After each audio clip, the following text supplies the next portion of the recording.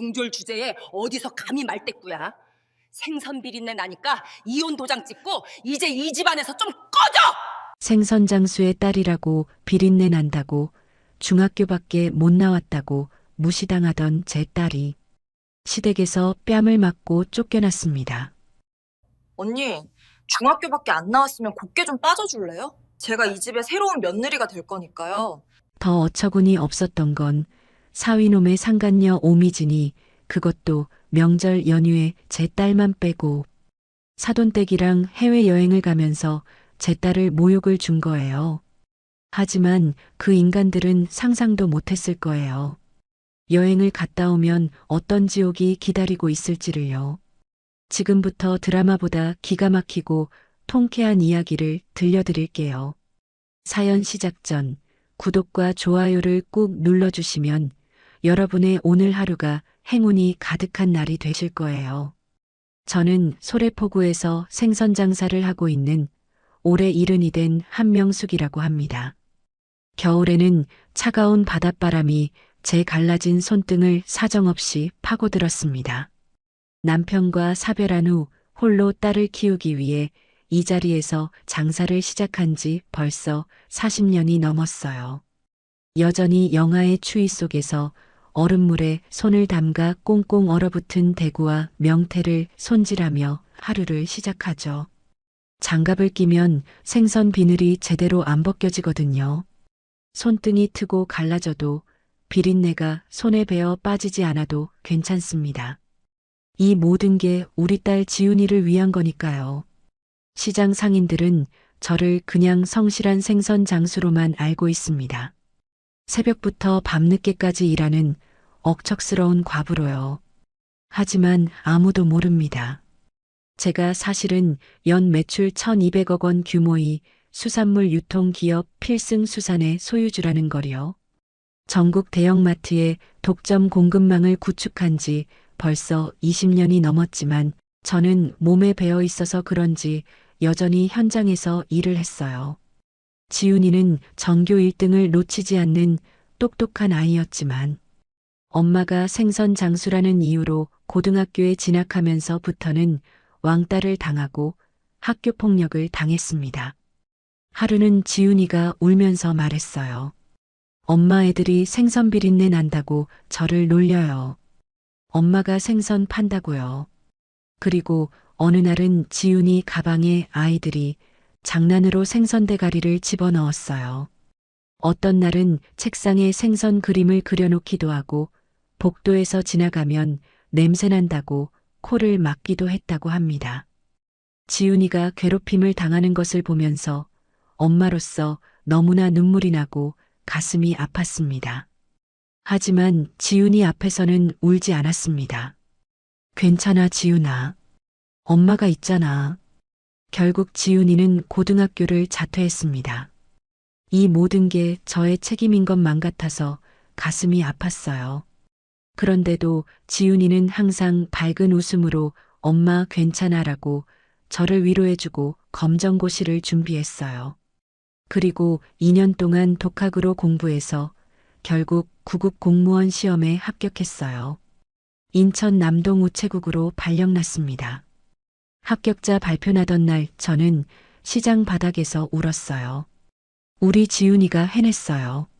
학창 시절의 아픔을 딛고 제 딸 지훈이가 당당하게 공무원으로서 생활하는 것이 너무나 기뻤습니다. 그렇게 지훈이의 아픔이 잊혀져 가고 행복함을 느끼고 있던 때였어요. 지훈이가 어느 날 25이 됐을 때 남자친구가 생겼다고 했습니다. 김태수라는 사람이었어요. 지훈이를 만날 때는 취업 준비생이었는데 지훈이가 면접 준비나 영어 인터뷰 같은 것을 많이 도와줬다고 하더라고요. 결국 제 딸 지훈이의 도움으로 백수처럼 지내던 남자친구인 김태수는 대한은행에 합격했습니다. 김태수는 제 딸에게 고마움을 느끼고 청혼을 했고 지금은 저의 사위가 되었답니다. 저는 결혼하기 전에 태수 부모님을 만났어요. 제 딸의 시어머니 박금주는 주유소 5곳을 운영하는 사업가였습니다. 처음 만난 날 박금주가 저에게 물었어요. 직업이 어떻게 되세요? 소래포구에서 생선 장사합니다. 박금주의 얼굴이 굳었어요. 생선 장사요? 분위기가 싸늘했지만 지훈이가 공무원이라는 걸 알고는 결혼을 허락했습니다. 공무원이면 직업이 나쁘지 않네요. 돈은 몇 푼 못 벌어도 안정적이니까요. 못마땅해 하는 표정의 사돈 박금주였지만 저는 딸이 좋아하는 것 같아서 결국 결혼을 허락했습니다. 그렇게 지훈이는 김태수와 결혼했습니다. 올해로 벌써 20년째예요. 하지만 결혼 후 지훈이는 행복하지 않았어요. 사돈 박금주는 지훈이를 식모 취급했습니다. 아침 6시에 일어나 시부모 식사 준비하는 건 기본이었어요. 명절 때는 혼자서 음식을 다 준비했습니다. 친척들 앞에서 박금주는 늘 말했어요. 우리 며느리는 중졸이에요. 검정고시로 겨우 공무원이나 됐다고 무시했습니다. 남편 김태수도 은행 차장으로 승진하고 나서는 지훈이를 무시하기 시작했습니다. 친구들 앞에서 우리 마누라는 중졸이야 라고 농담처럼 말했어요. 저는 지훈이한테 몇 번이나 말했습니다. 지훈아, 힘들면 시댁에서 그만 나와서 엄마랑 살자. 하지만 지훈이는 고개를 저었어요. 엄마, 전 괜찮아요. 20년이나 살았는데요. 뭘 조금만 더 참을게요. 중졸이라고 무시당하는 지훈이는 나이가 들면서 자신감이 많이 떨어졌나 봐요. 나이 들어서 다른 곳에 시집가는 것도 두렵고 그 집안에서 며느리로 남아야겠다는 생각을 했었나 봐요. 그러다가 결국 충격적인 사건이 터진 날이었습니다. 2025년 1월 설날 연휴가 시작되는 아침이었습니다. 저는 소래포구 근처 작은 아파트에서 혼자 떡국을 끓이고 있었어요. 지훈이는 시댁에 있었습니다. 그때 시댁 거실에서는 놀라운 일이 벌어지고 있었습니다. 현관문이 열리고 화려한 옷차림의 젊은 여자가 들어왔어요. 그 여자는 오미진, 35살, 김태수의 은행 동료이자 상간녀였습니다.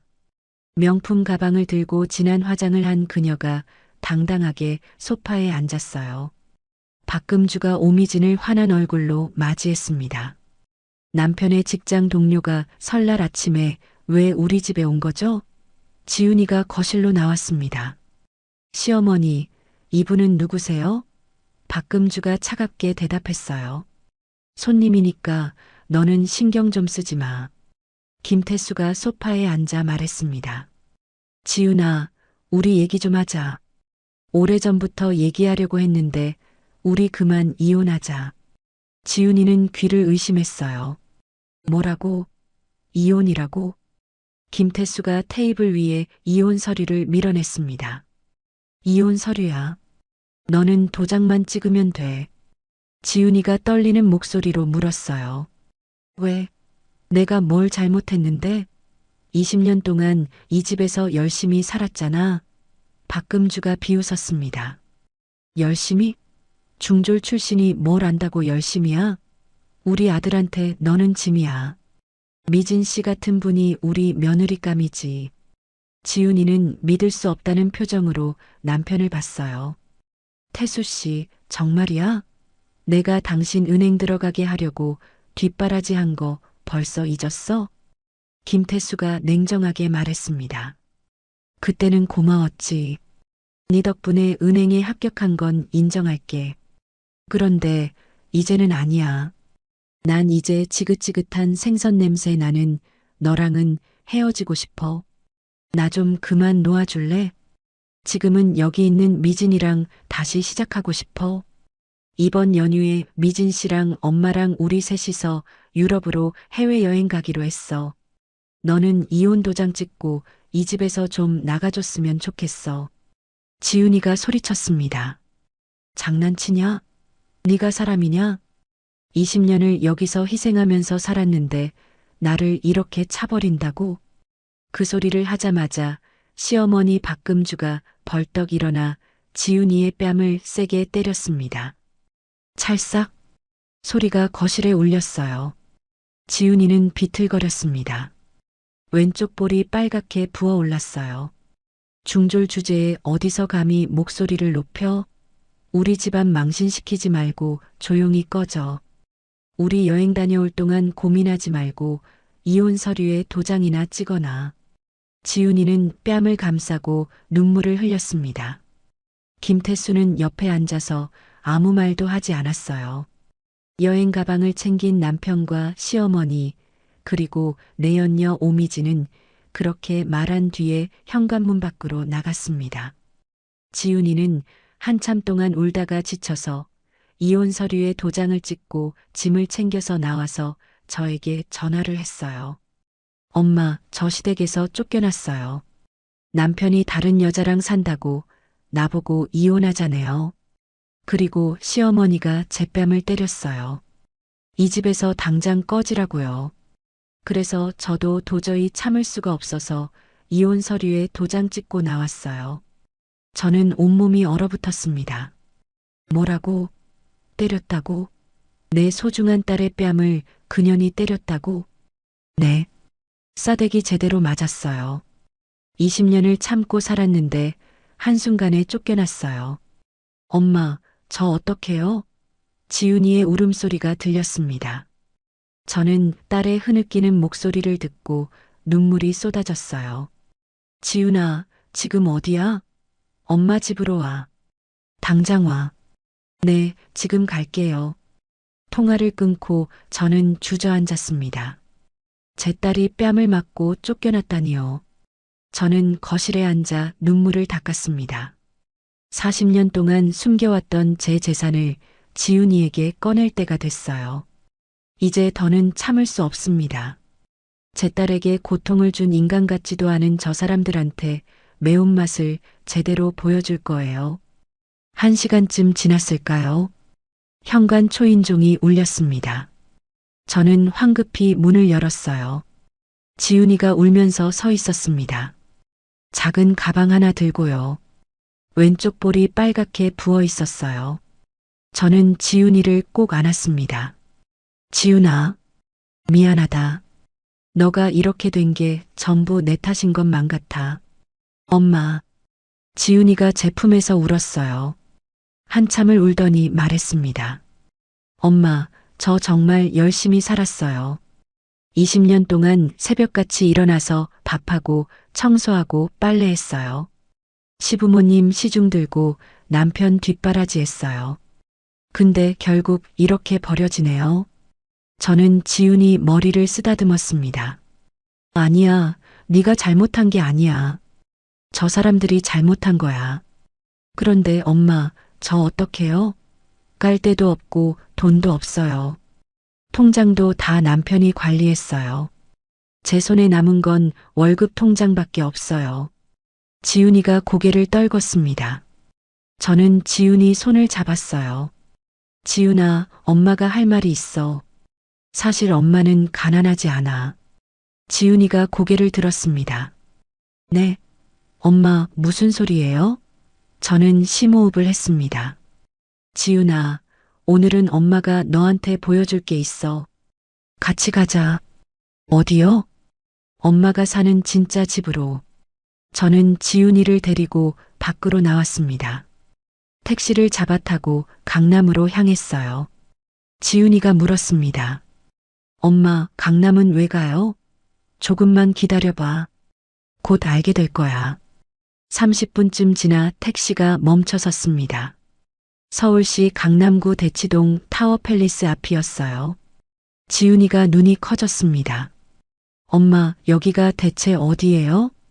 저희는 택시에서 내렸고 지훈이 손을 잡고 건물 안으로 들어갔습니다.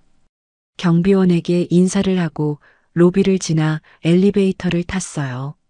최상층 버튼을 눌렀습니다. 엘리베이터가 올라가는 동안 지훈이는 놀라서 저를 계속 쳐다봤어요. 집 안으로 들어서자 넓은 거실이 펼쳐졌어요. 60평짜리 펜트하우스였습니다. 통창으로 강남 전경이 한눈에 보였어요. 지훈이는 입을 다물지 못했습니다. 엄마, 이게 대체 뭐예요? 여기가 엄마 집이에요? 저는 고개를 끄덕였습니다. 그래. 엄마가 10년 전에 샀어. 너 주려고. 지훈이가 놀라서 입을 막고 실감이 나지 않는다는 표정으로 집안을 둘러봤어요. 엄마, 이게 대체 어떻게 된 거예요? 엄마가 어떻게 이런 집을 장만할 수 있었던 거예요? 저는 지훈이를 차근차근 설명해 주려고 서재로 데려갔습니다. 책장을 열자 금고가 나왔어요. 비밀번호를 누르고 문을 열었습니다. 안에는 서류 뭉치가 가득했어요. 부동산 등기 권리증, 주식잔고 증명서, 은행 통장들이었습니다. 저는 서류를 하나씩 꺼내 책상 위에 펼쳤어요. 지훈아, 이게 지금까지 엄마가 다 모은 거야. 지훈이는 서류를 보며 눈이 커졌습니다. 저는 설명하기 시작했어요. 엄마가 40년 동안 생선 팔아서 번 돈을 아껴 썼고 부동산으로 재테크를 했단다. 네가 엄마 직업 때문에 학교에서 왕따를 당하고 자퇴하던 날 다짐했어. 나는 반드시 성공해서 너를 행복하게 해주겠다고 그때부터 부동산을 투자하기 시작했어. 그렇게 처음 시작한 일이 30년 전에 반포 아파트를 1억 원에 샀고 돈을 벌 때마다 부동산을 사들이기 시작해서 그렇게 반포에 5채, 대치동에 3채를 샀단다. 지훈이가 깜짝 놀라면서 그 서류를 집어들었습니다. 등기권리증이었어요. 반포 아파트 5채, 대치동 아파트 3채, 모두 제 이름으로 되어 있었습니다. 엄마, 이게 전부 다 진짜예요? 현실이에요? 저는 고개를 끄덕였어요. 진짜야. 2025년 지금 반포 아파트는 재건축이 돼서 한 채에 70억 원이고 대치동 아파트는 한 채에 50억 원이야. 대충 부동산만 500억 정도 할 거야. 지훈이는 말을 잇지 못했습니다. 500억이요? 엄마가 500억이라고요? 저는 다른 서류를 꺼냈어요. 증권사 주식잔고 증명서였습니다. 그리고 이게 전부가 아니란다. 엄마가 40년 전부터 삼성전자 주식을 조금씩 사들였어. 매달 월급에서 조금씩 떼어서 꾸준히 샀단다. 40년 동안 모았어. 지금 가치로 계산해보면 대충 1,500억 원이야. 지훈이가 서류를 떨어뜨렸습니다.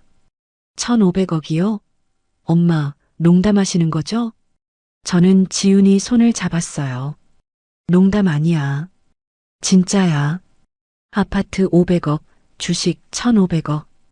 대충 계산해도 2,000억 원은 될 거야. 지훈이는 주저앉았습니다. 소파에 털썩 앉아 고개를 흔들었어요. 믿을 수가 없어요. 엄마가 평생 가난하게 사신 줄만 알았어요. 시장 바닥에서 생선 팔고 작은 아파트에서 사시고 저는 엄마 고생시켰다고 생각했어요. 그런데 2,000억이라니요? 저는 지훈이 옆에 앉았습니다. 엄마는 네가 돈 때문에 이상한 사람들한테 이용당할까봐 그동안 철저하게 숨겨왔었어. 그리고 학창시절부터 엄마 때문에 고생하고 힘든 시절을 겪었으니 네가 행복할 수 있게 힘을 모았던 거야. 그러다 보니 운이 좋게 부동산 가치가 상승하면서 재력을 얻게 되었고 나도 이렇게 부자가 될 줄은 사실 상상도 못했단다.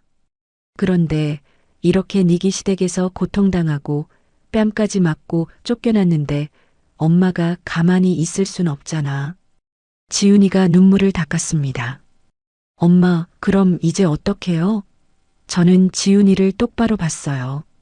지훈아, 그 인간 같지도 않은 사람들한테 복수하자. 너 혼자 당하고 끝낼 순 없어. 저 사람들한테 당한 만큼 똑똑히 제대로 보여주자. 중졸이라고 무시한 대가가 뭔지, 생선 장사라고 무시한 대가가 어떤 결과를 가져오게 될지. 털어서 먼지 안 나오는 사람 없다고 했으니까 내 재력으로 철저하게 털어서 저 인간들 개털로 만들어버리자. 지훈이는 잠시 생각하더니 고개를 끄덕였습니다. 엄마 나도 평생을 살면서 당한 모욕 중에 최악이었어요. 근데 이제 안 참을 거예요. 제대로 복수해 볼게요. 그런데 엄마 어디서부터 어떻게 복수를 해야 할까요? 저 사람들은 지금 해외여행 갔잖아요. 저는 미소를 지었습니다. 그게 말이야. 엄마가 돈만 많은 게 아니야.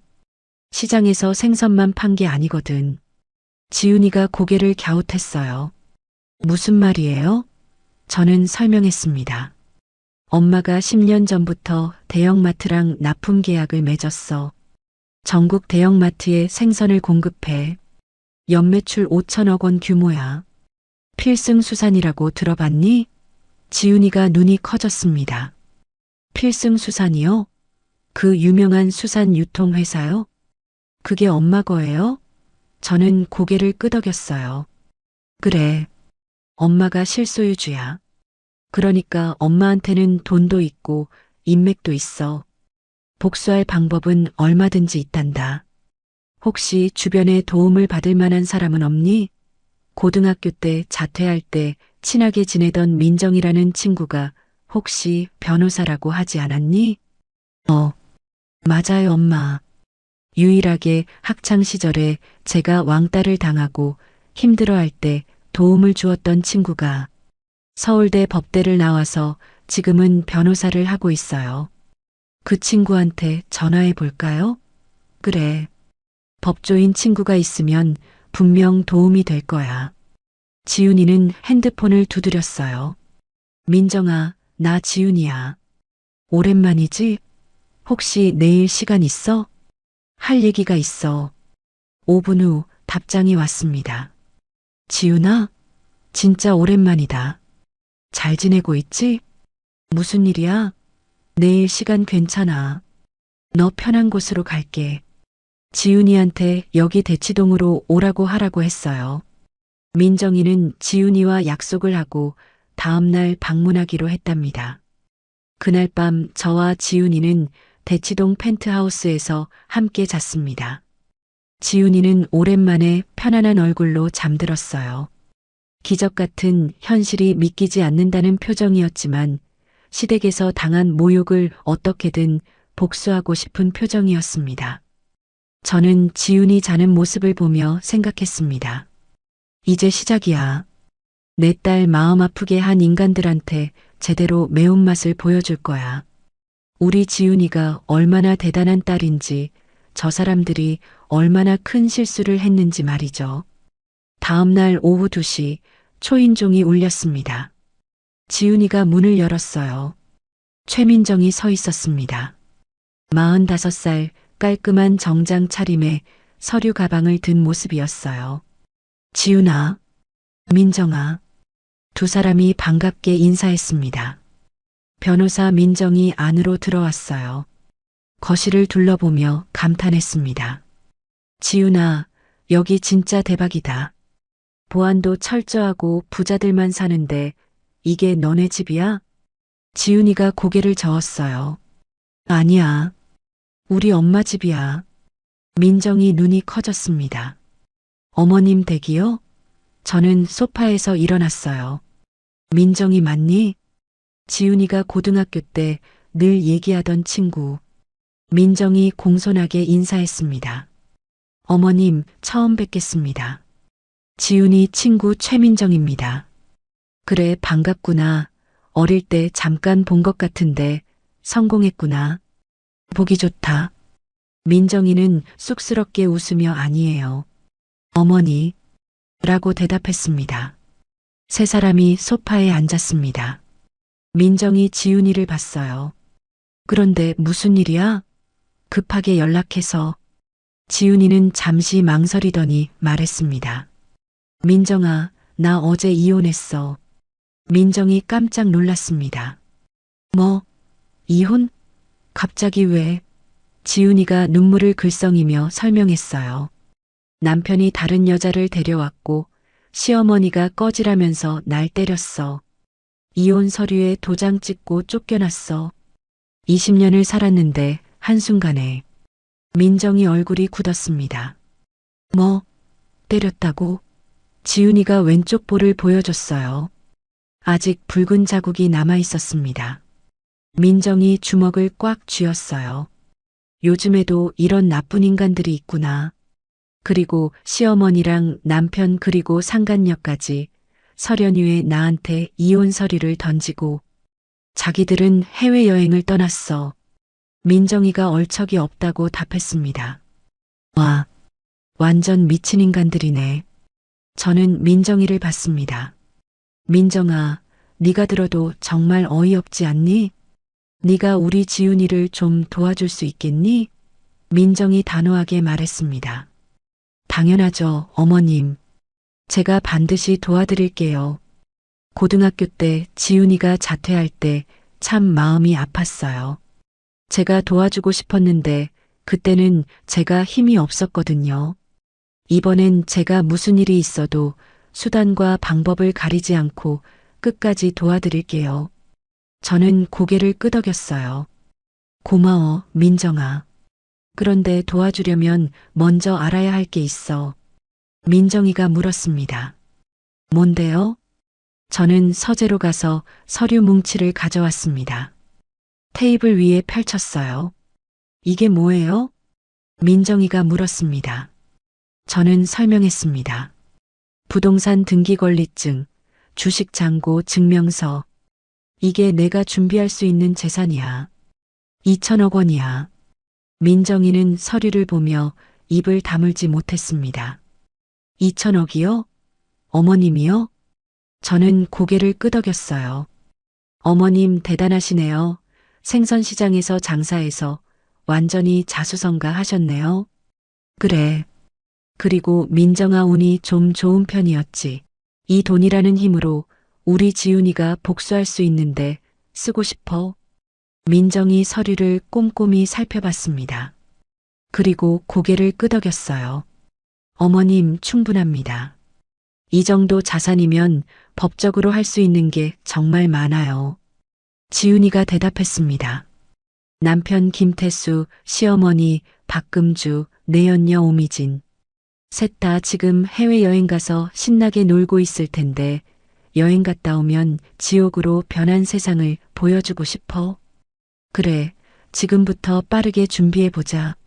민정이 눈빛이 차갑게 변했습니다. 좋아. 일단 남편 김태수부터 조사해볼게. 은행원이라고 했지? 응, 대한은행 차장이야.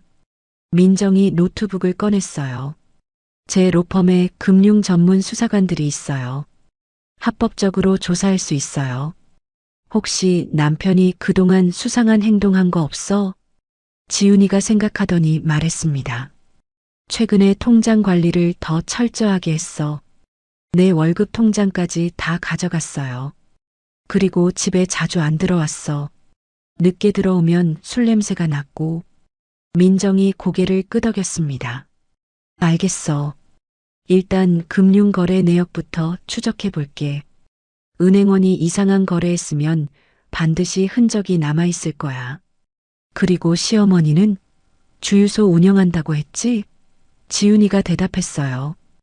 응, 주유소 5곳이야. 민정이 메모했습니다. 주유소 5곳. 이것도 조사해 볼게. 사업자는 세금 문제나 불법 운영 같은 게 있을 수 있거든. 그런데 시댁이 진짜 부자인 것 같네. 주유소를 5개씩이나 운영하고 있다니. 지훈이가 대답했어요. 그래서 생선 파는 엄마가 있는 우리 집이 가난한 줄 알고 나를 쫓아낸 거야. 저는 민정이를 봤습니다. 민정아, 얼마나 걸릴 것 같아? 민정이 말했습니다. 일주일이면 기본 조사는 끝날 거야. 그 사람들 해외여행 언제까지 가 있어? 지훈이가 대답했어요. 2주라고 들었어. 프랑스 파리로 간다고 했어. 민정이 웃었습니다. 완벽하네. 2주 동안 실컷 놀게 내버려둬. 그 사이에 우리가 다 준비해서 여행에서 돌아오는 순간 지옥이 기다리고 있게 해주자. 저는 민정이한테 물었습니다. 민정아, 비용은 얼마나 들어? 민정이 고개를 저었어요. 어머님, 비용은 생각 안 하셔도 돼요. 지훈이는 제 학창시절 친구예요. 제가 무료로 도와드릴게요. 저는 고개를 저었습니다. 아니야, 민정아.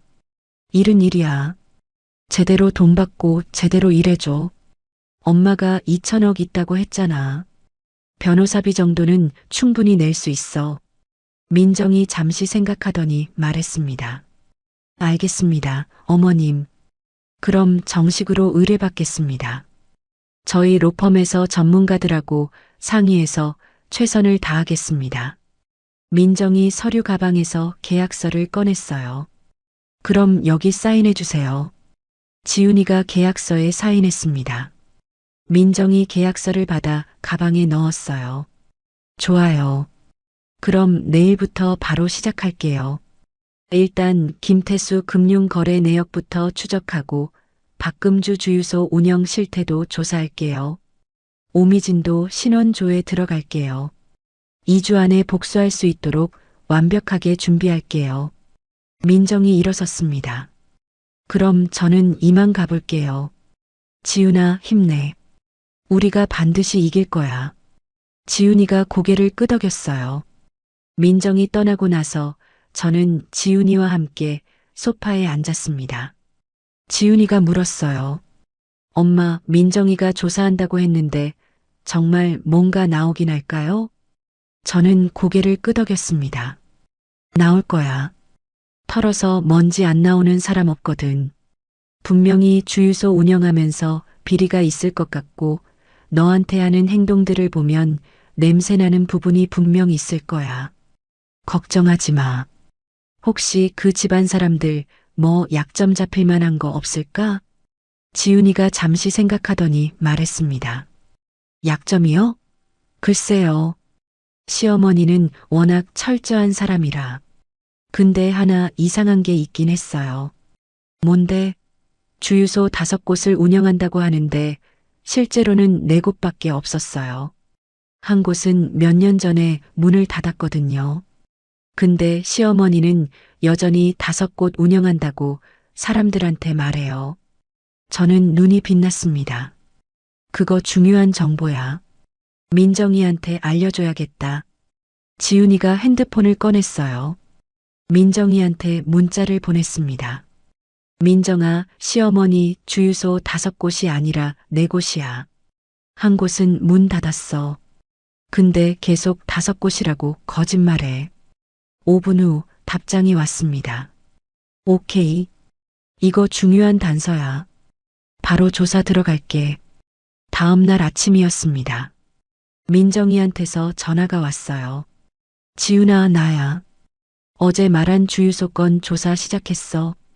근데 남편 김태수 쪽에서 뭔가 나왔어. 뭐가 나왔는데? 대한은행 내부 거래 기록 확인했는데 최근 6개월 동안 수상한 송금 내역이 여러 건 있어. 금액이 크지는 않은데 자주 빠져나갔어. 개인 계좌로. 지훈이가 놀랐습니다. 개인 계좌? 누구 거야? 아직 확인 중이야. 근데 10중 8구 오미진 계좌일 거야. 은행원이 고객 돈을 빼돌렸다면 횡령이야. 이건 형사사건이야. 지훈이가 전화를 끊고 저한테 말했습니다. 엄마, 남편이 은행 돈을 빼돌렸대요. 오미진한테 준 것 같대요. 저는 고개를 끄덕였습니다. 역시 그렇군. 저런 인간들이 깨끗할 리 없었어.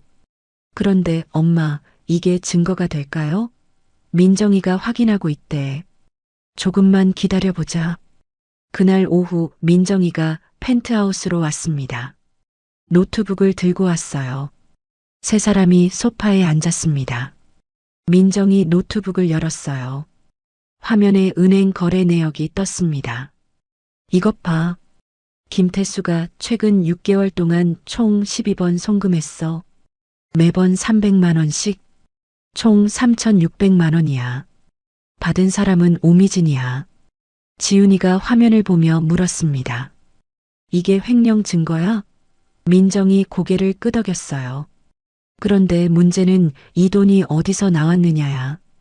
은행 내부 조사가 필요해. 내가 금융감독원에 제보할 수 있어. 그럼 은행에서 내부 감사 들어갈 거야. 저는 민정이를 봤습니다.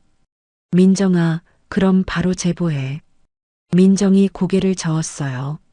아직 아니에요, 어머님. 타이밍이 중요해요. 지금 제보하면 김태수가 파리에 있잖아요. 급하게 돌아올 수 있어요. 우리는 저 사람들이 2주 동안 실컷 놀게 내버려둬야 해요. 돌아오는 순간 한꺼번에 터뜨리는 거예요. 저는 고개를 끄덕였습니다. 알겠다. 네가 저 인간들에게 공격할 수 있는 타이밍을 잘 맞춰주렴. 민정이 다른 파일을 열었습니다. 그리고 박금주 주유소 쪽도 조사했어요. 지훈이 말대로 주유소는 4곳만 운영 중이에요. 그런데 더 큰 문제가 있어요. 뭔데요? 박금주가 운영하는 주유소 중 2곳에서 가짜 기름을 팔은 정황이 포착되었어요. 유사석유를 제조해서 불법으로 판매한 것 같은데 이게 몇 년 전부터 계속됐어요. 지훈이가 깜짝 놀랐습니다. 가짜 기름이라면 예전에 세녹스라고 가짜 휘발유 만들어서 판매했던 것처럼 그거 불법 아니야? 민정이 단호하게 말했습니다. 당연히 불법이지. 석유사업법 위반이야. 적발되면 사업자 등록 취소에 형사처벌까지 받아. 그런데 어떻게 적발 안 됐어? 민정이 자료를 보여줬어요. 박금주가 뇌물을 먹여서 단속을 피해간 것 같아. 금융거래 내역을 조사해보니 지역 공무원들한테 뇌물을 준 흔적이 있어. 이것도 증거 확보했어. 저는 민정이를 봤습니다. 민정아, 이 정도면 충분한 거 아니야? 민정이 고개를 끄덕였어요. 충분해요. 김태수는 횡령, 박금주는 석유사업법 위반과 뇌물공여. 둘 다 형사처벌 대상이에요. 그러면 그 여우 같은 내연녀 오미지는? 오미지는 아직 조사 중이에요. 근데 김태수한테 돈을 입금받은 것만으로도 횡령 공범이 될 수 있어요. 지훈이가 물었습니다. 민정아, 그럼 이제 어떻게 해? 민정이 노트북을 닫았어요. 일단 더 확실한 증거를 모아야 해. 저 사람들 돌아오는 날짜가 언제야? 1월 29일이요. 2주 후야. 민정이 계산했습니다. 그럼 우리한테 13일 남았네. 충분해. 이 기간 동안 완벽하게 준비할게. 김태수 은행 거래 내역 전부 확보하고 박금주 주유소 불법 운영 증거 더 모으고 오미진 신원 조회 마무리할게. 그리고 1월 29일 저 사람들이 공항에 도착하는 순간 지옥을 맛보게 해주자고. 지훈아, 이건 시작일 뿐이야. 우리는 저 사람들을 법적으로 완전히 무너뜨릴 거야. 형사처벌은 기본이고 민사로도 손해배상 청구할 거야.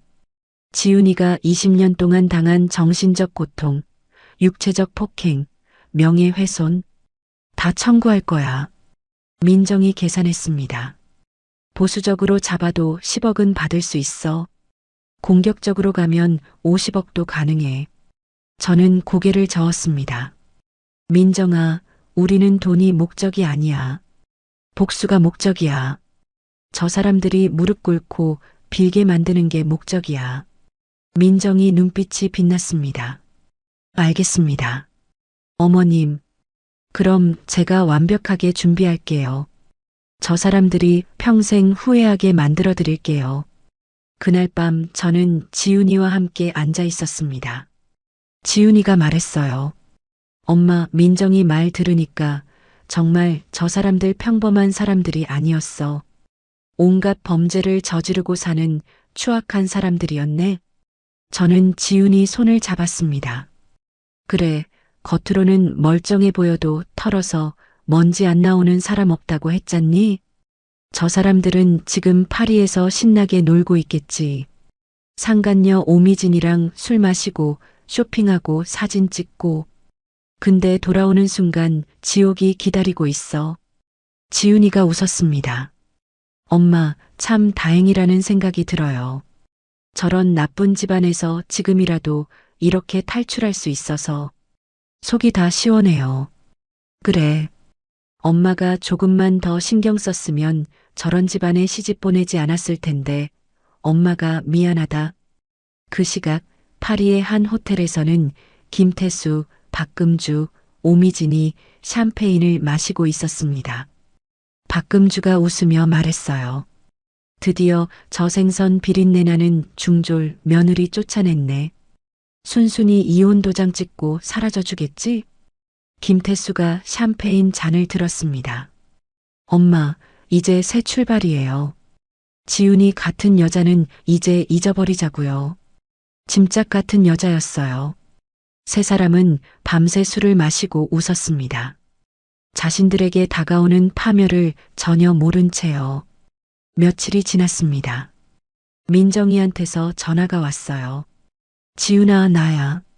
증거 수집 거의 다 끝났어. 김태수 횡령 증거 확실하게 확보했고 박금주 가짜 휘발유 판매한 증거들도 다 준비했어. 오미진은 어떻게 됐어? 오미진도 조사 끝났어. 김태수한테 받은 돈으로 명품 가방 사고 해외여행 다닌 기록 다 있어. 횡령 공범 맞아. 그 여자도 처벌할 수 있을 것 같아. 민정이 말했습니다. 이제 마지막 준비만 하면 돼. 고소장, 고발장 작성하고 금융감독원 제보 자료 정리하고 1월 29일 아침에 동시에 접수할 거야. 저 사람들이 공항 도착하는 시간에 맞춰서. 그럼 공항에서 바로 체포될 수도 있어? 민정이 웃었습니다. 그럴 수도 있지. 횡령은 현행범 체포 가능하니까. 상상만 해도 시원하네. 드라마처럼 인천공항에 도착하자 맞아 경찰에 체포된다고 생각하니까 벌써부터 속이 시원해지네. 저는 지훈이를 봤습니다.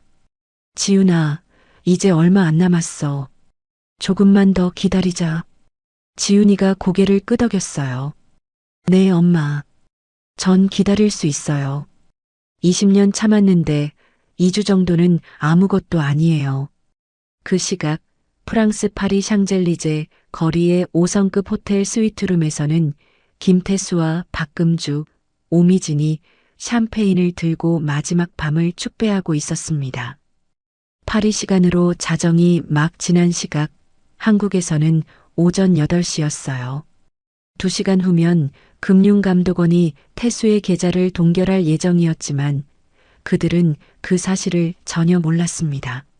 내일이면 드디어 한국으로 가네. 본격적으로 주유소 사업 시작하는 거지?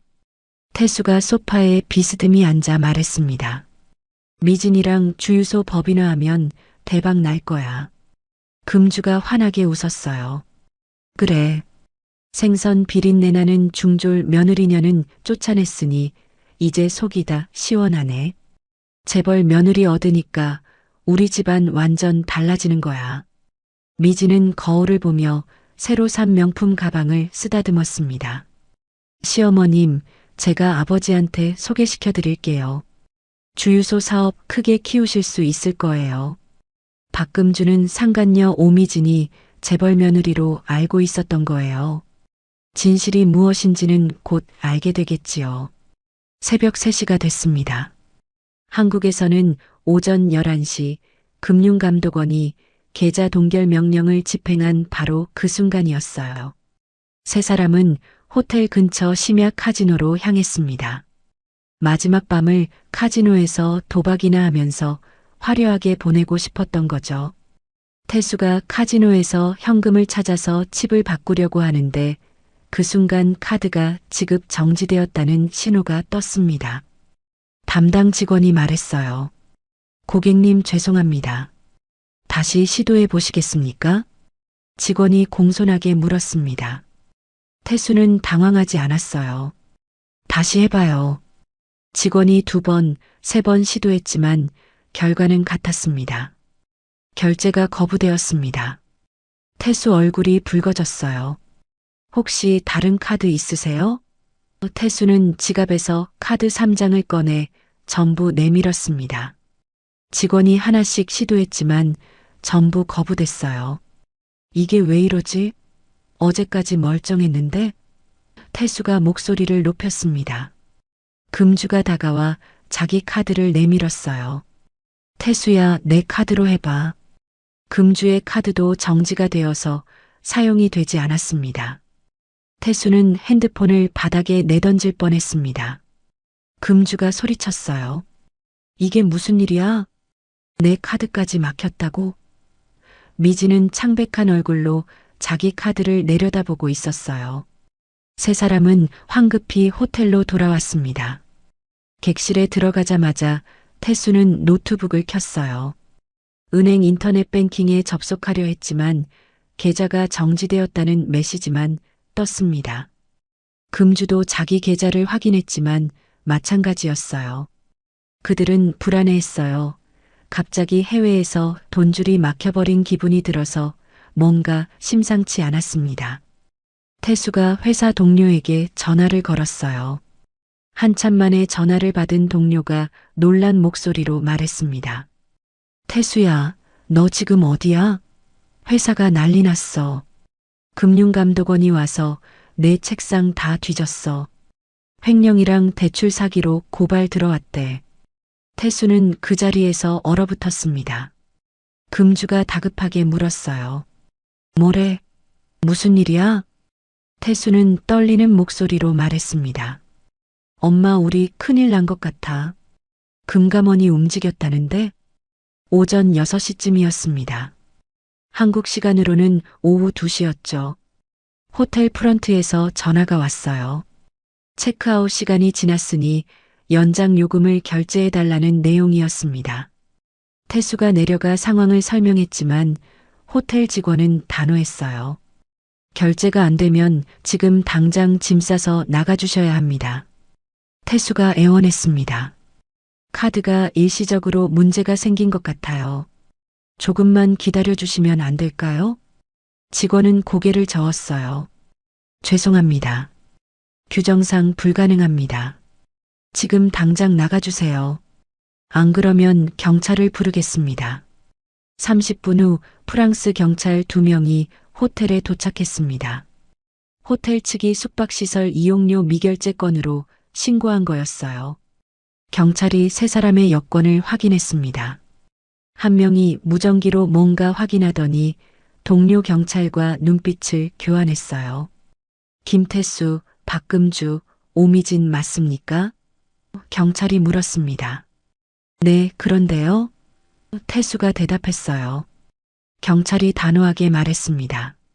한국 정부로부터 범죄인 인도 요청이 들어왔습니다. 사기, 횡령, 뇌물 공여 혐의입니다. 당신들은 해외 공조수사 요청으로 지금 바로 체포합니다. 철컥. 수갑이 태수의 손목에 채워졌습니다. 뭐, 이게 무슨 짓이에요? 우린 프랑스에서 아무 짓도 안 했어요. 태수가 소리쳤어요. 금주에게도 수갑이 채워졌습니다. 안 돼. 이럴 수가. 이 사람들이 지금 뭐 하는 거야? 왜 죄도 없는 사람 손에 수갑을 채우는 거야? 박금주가 비명을 질렀어요. 미지는 도망치려 했지만 여자 경찰이 재빨리 그녀를 붙잡았습니다. 미진에게도 수갑이 채워졌어요. 호텔 로비에 있던 투숙객들이 웅성거리며 쳐다봤습니다. 핸드폰으로 사진 찍는 사람도 있었어요. 경찰차에 태워진 세 사람은 파리 경찰서로 호송됐습니다. 유치장에 들어가는 순간 금주가 울음을 터뜨렸어요. 이럴 수가. 왜 우리가 범죄자 취급을 당하는 거야? 태수는 벽에 기대 앉아 고개를 떨구고 있었습니다. 미지는 창백한 얼굴로 멍하니 바닥을 쳐다보고 있었어요. 충격과 공포에 휩싸인 세 명은 차가운 경찰서 유치장에서 핸드폰도 뺏긴 채 떨고 있었어요. 그렇게 몇 시간이 흘렀습니다. 오후 2시쯤 이민국 담당자가 유치장에 나타났어요. 김태수, 박금주, 오미진. 당신들에 대한 강제 추방이 결정됐습니다. 오늘 밤 10시 인천행 비행기로 출국시킬 거예요. 준비하세요. 저녁 8시가 됐습니다. 경찰차 2대가 유치장 앞에 섰어요. 타십시오. 경찰이 세 사람을 차에 태웠습니다. 수갑은 채워진 채였어요. 경찰차가 파리 거리를 달렸습니다. 창밖으로 에펠탑이 보였어요. 어제까지만 해도 그 앞에서 샴페인을 마시며 사진을 찍었던 곳이었습니다. 사돈 박금주는 공포에 떨며 눈물을 글썽였어요. 그렇게 평온하게 여행을 즐기던 사람들이 하루아침에 범죄자가 되어 해외에서 추방당하게 되었습니다. 프랑스 샤를 드골 공항에 도착했습니다. 경찰이 세 사람을 공항 측문으로 안내했어요. 일반 승객들이 다니는 입구가 아니었습니다. 범죄자 추방 전용 통로였어요. 이민국 직원 2명이 동행했습니다. 보안 검색대를 통과할 때도 수갑을 풀어주지 않았어요. 지나가는 공항 직원들이 쳐다봤습니다. 태수는 고개를 숙였어요. 탑승 게이트에 도착했습니다. 다른 승객들이 모두 탑승한 후였어요. 이제 타십시오. 이민국 직원이 말했습니다. 비행기 문 앞에서야 수갑이 풀렸어요. 승무원들이 묘한 눈빛으로 쳐다봤습니다. 세 사람은 맨 뒷자리에 배정됐어요. 비행기가 이륙했습니다. 11시간 30분의 긴 비행이 시작됐어요. 기내식이 나왔지만 세 사람은 거의 먹지 않았습니다. 자신들에게 무슨 일이 닥친지도 모르고 변호사를 찾고 있었을 거예요. 불이 꺼지고 대부분의 승객이 잠들었어요. 하지만 세 사람은 잠이 오지 않았습니다. 태수는 창밖을 보며 생각했어요. 한국에 도착하면 어떻게 되는 걸까? 공항에서 바로 체포되는 걸까? 감옥에 가는 걸까? 박금주는 눈을 감고 있었지만 잠들지 못했습니다. 주유소 5곳이 전부 영업 정지됐다는 게 믿기지 않았어요. 10년 동안 일궈온 사업이 하루아침에 무너진 겁니다. 비행기를 타고 한참이 지나고 나서 태수가 미진에게 물었어요. 너 진짜 재벌 딸 아니었지? 미진이 비웃었습니다.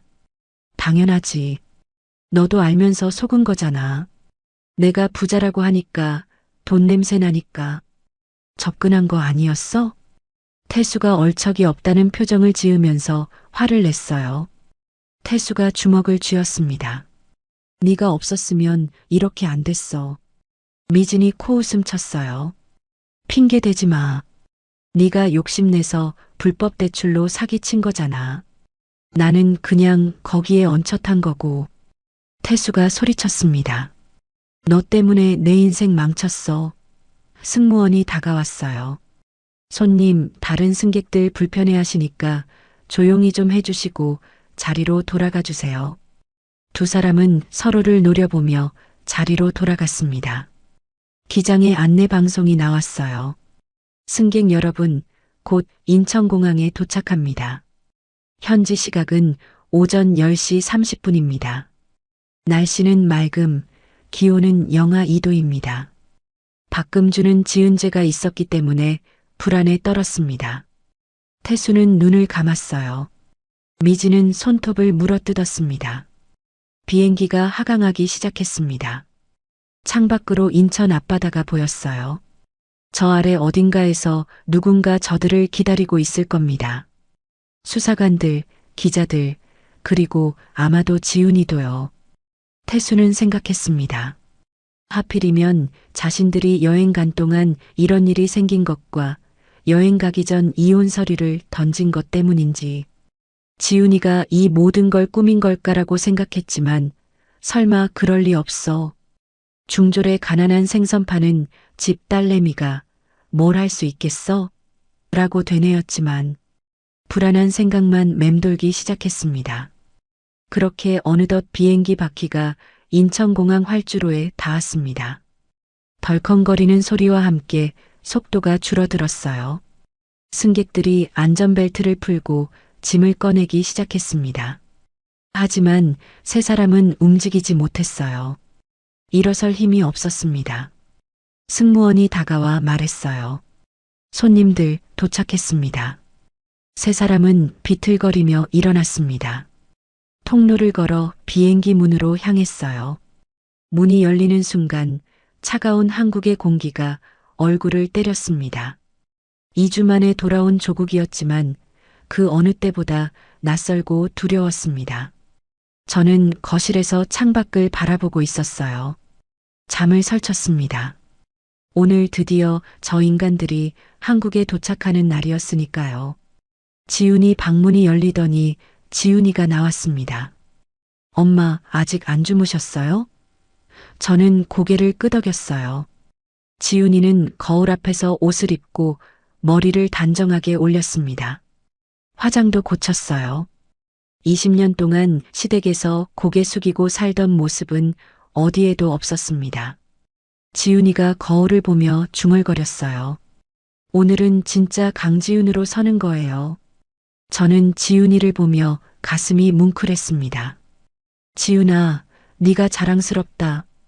우리는 고급 승용차를 불러 인천공항으로 향했습니다. 차 안에서 민정이한테 전화가 왔어요. 지훈아, 어머님, 어디쯤 오세요? 저는 2층 카페에 자리 잡았어요. 입국장이 한눈에 보이는 곳이에요. 지훈이가 대답했습니다. 지금 공항 진입하는 중이야. 10분 후면 도착해. 민정이가 말했어요. 저들 비행기 착륙했대. 입국 수속 중이야. 30분 후면 입국장으로 나올 거야. 저는 지훈이와 공항에 도착했습니다. 저와 지훈이는 입국장 2층 카페로 올라갔어요. 민정이가 손을 흔들며 우리를 불렀습니다. 여기요. 창가 자리였어요. 1층 입국장이 한눈에 내려다 보였습니다. 이미 기자들이 카메라를 들고 대기하고 있었어요. 수사관들도 여러 명 보였습니다. 와, 사람들 진짜 많이 모였네. 지훈이가 중얼거렸어요. 민정이가 말했습니다. 응, 이미 언론에 다 알려졌어. 김태수는 은행에서 250억 대출 사기에 주유소 가짜 휘발유까지 완전히 쓰레기 집안으로 이미 소문이 다 퍼졌어. 관심이 엄청나. 저기 봐, 생중계 카메라도 있어. 정말로 방송국 카메라가 입국장을 향하고 있었습니다. 저는 가슴이 두근거렸어요. 지훈이는 입국장 문을 뚫어지게 쳐다보고 있었어요. 손을 꼭 쥐고 있었습니다. 10시 30분쯤이었습니다. 입국장 문이 열리기 시작했어요. 여행객들이 하나둘 나오기 시작했습니다. 기자들이 카메라를 들어 올렸어요. 그리고 드디어 보였습니다. 김태수가 큰 캐리어도 없이 손가방만 들고 나왔어요. 얼굴이 초췌했습니다. 2주 전 출국할 때의 거만한 모습은 어디에도 없었어요. 그 뒤로 박금주가 나왔습니다. 평소에 화려한 옷차림 대신 구겨진 옷을 입고 있었어요. 그리고 오미진이 제일 뒤에 나왔습니다. 입국장 문을 나서자마자 경찰 수사관 4명이 그들을 에워쌌습니다. 저는 2층에서 그 광경을 내려다봤어요. 김태수 씨 맞으시죠?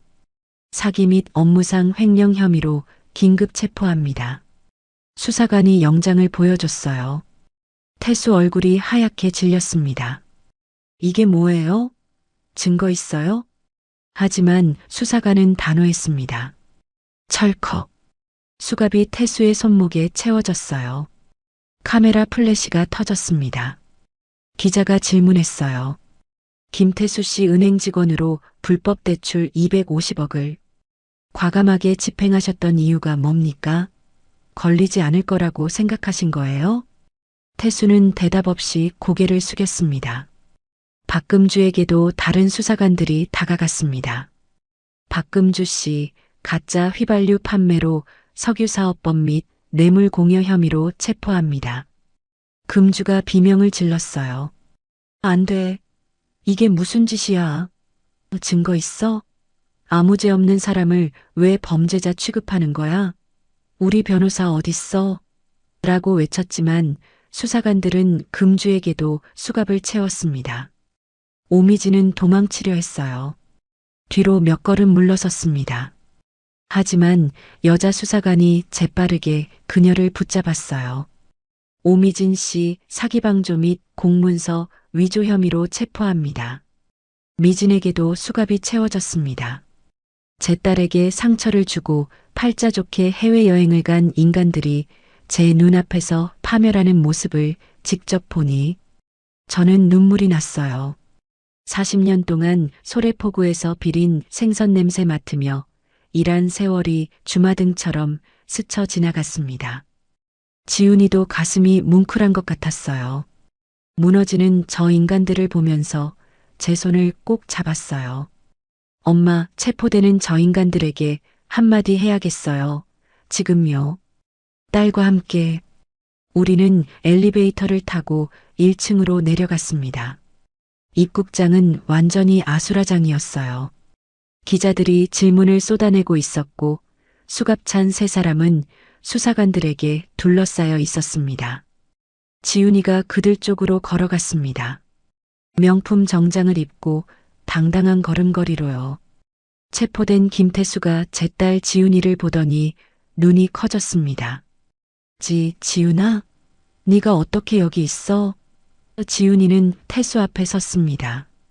선글라스를 천천히 벗었어요. 그리고 차갑게 말했습니다. 내가 중졸이라고 무시했지? 학력이 낮고 생선 비린내 난다고 사람 취급 안 했지? 갑자기 기자들이 몰려들었어요. 카메라 플래시가 터졌어요. 박금주가 지훈이를 보더니 소리쳤어요. 이게 다 내년이 꾸민 짓이지? 우리 아들 인생 망치려고 작정한 게 바로 내년이지? 지훈이는 금주를 차갑게 내려다봤습니다. 꾸민 게 아니에요. 당신들의 비리를 찾아내서 제보한 것뿐이에요. 시어머니가 생선 비린내 난다고 쫓아내고 상간녀랑 아들하고 여행 가면서 제 뺨을 때린 그날부터요. 그리고 보란 듯이 서류 봉투를 꺼내 금주 앞에 던졌어요. 조사해보니 가짜 휘발유를 팔아서 돈을 벌고 그 돈을 뇌물로 주고 아주 인간 쓰레기 같은 짓을 하셨던데요. 감옥에서 반성하고 사세요. 이제는 따뜻한 물로 목욕도 못할 거예요. 금주 얼굴이 하얗게 질렸습니다. 그런데 갑자기 상간녀 오미진은 이 상황에서 지훈이를 보더니 비웃었어요. 대형 로펌에 우리 변호사 선임하면 증거 불충분으로 우린 금방 나올 텐데요. 감당할 수 있겠어? 지훈이가 차갑게 웃었습니다. 오미진 씨 과연 그럴 수 있을까요? 당신 계좌도 전부 동결됐는데 그리고 3년 전 혼인 빙자 당신 사기 전과도 다 확보해놨는데 이번엔 집행유예 안 나올 거예요. 오미진 씨. 갑자기 당황한 듯 미진 얼굴에서 혈색이 사라졌습니다. 당황하고 망연자실한 표정의 태수와 사돈, 그리고 상간녀 오미진은 호송차로 수사관들에게 끌려가고 있었습니다. 기자들이 우리 쪽으로 몰려왔습니다. 강지훈 씨, 인터뷰 좀 부탁드립니다. 20년 동안 어떻게 저런 집안에서 버티셨습니까? 민정이가 재빨리 우리 앞을 막아섰어요. 죄송합니다. 피해자는 현재 인터뷰를 사양합니다. 법정에서 모든 진술을 하실 예정입니다. 민정이가 우리를 이끌고 공항 밖으로 나왔습니다. 차에 타자마자 지훈이가 울음을 터뜨렸어요. 엄마, 끝났어요. 정말 끝났어요. 저는 지훈이를 꼭 안았습니다. 그래, 지훈아. 저 인간들이 공항에서 체포되는 모습을 보니까 너무 시원하구나. 공포에 젖은 눈을 보니까 아주 사이다 먹은 것처럼 통쾌하구나. 엄마, 그동안 당한 모욕들이 이제 좀 씻겨나가는 기분이에요. 고마워요, 엄마. 차 안에서 민정이가 말했습니다. 지훈아, 방금 그 장면 전부 생중계됐어. 포털 실시간 검색어 1위 올라갔어. 민정이가 핸드폰을 보여줬어요. 중졸 며느리 무시한 시댁, 2천억 자산가에게 복수당해 20년 동안 모질게 당한 며느리의 통쾌한 복수라는 기사 제목들이 쏟아지고 있었습니다. 온갖 갑질과 불법적인 방법으로 재산을 모은 시어머니의 비리와 남편의 불법적인 것들을 버림받은 며느리가 찾아내어 한 번에 몰락했다는 기사는 많은 사람들에게 알려지기 시작했습니다. 유튜브 같은 SNS에서도 댓글들도 달리기 시작했어요. 사회학들 잘 잡았다. 20년 참은 거 대단하다. 학력 차별은 정말 나쁜 거다. 집으로 돌아온 지훈이는 민정이에게 전화를 받았습니다. 검찰이 구속영장 신청했대. 내일 영장실질심사 열려. 저들 구속 거의 확실해. 지훈이가 물었습니다. 그럼 감옥에 가는 거야? 민정이가 대답했어요. 구속되면 구치소에 수감돼. 재판 끝날 때까지 거기 있는 거야. 빨라도 6개월은 걸릴 거야. 저는 그 소리를 듣고 가슴이 뻥 뚫리는 느낌이었습니다. 저와 지훈이는 펜트하우스로 돌아왔어요. 뉴스 시간이었습니다. TV를 켰어요. 메인 뉴스로 가짜 휘발유 제조에서 팔아온 여자와 은행 불법 대출로 체포된 그의 아들 소식이 나왔습니다. 250억 원대 대출 사기 사건의 주범 김태수와 공범 박금주, 오미진이 오늘 인천공항에서 긴급 체포됐습니다. 화면에는 수갑찬 세 사람의 모습이 나왔어요. 리포터가 계속 말했습니다. 피해자인 강지훈 씨는 20년간 시댁에서 중졸이라는 학력을 이유로 지속적인 멸시를 받아온 것으로 알려졌습니다. 하지만 그의 모친이 2천억 원대 자산가로 밝혀지면서 반전이 일어났습니다. 남편과 시어머니의 불법과 비리를 고발하여 체포하게 해준 피해자 강 씨는 오늘 공항에서 가해자들 앞에 당당히 서며 통쾌한 복수를 완성했습니다. 다음 날 아침이었습니다. 영장실질심사가 오전 10시에 열릴 예정이었어요. 저와 지훈이는 민정의 변호사 사무실에 모여 있었습니다. 오전 11시쯤 민정이 핸드폰이 울렸어요. 응, 그래. 알겠어. 민정이가 전화를 끊고 웃었습니다. 어머님 3명 다 구속됐어요. 도주 우려랑 증거인멸 우려가 있어서 저 인간들 모두 구치소에 수감될 거예요. 지훈이가 안도의 한숨을 쉬었습니다. 정말 끝났네. 나쁜 인간들 죄를 뉘우쳤으면 좋겠다. 민정이가 말했어요. 아직 끝난 게 아니야. 이제 본격적인 재판 준비 시작이야.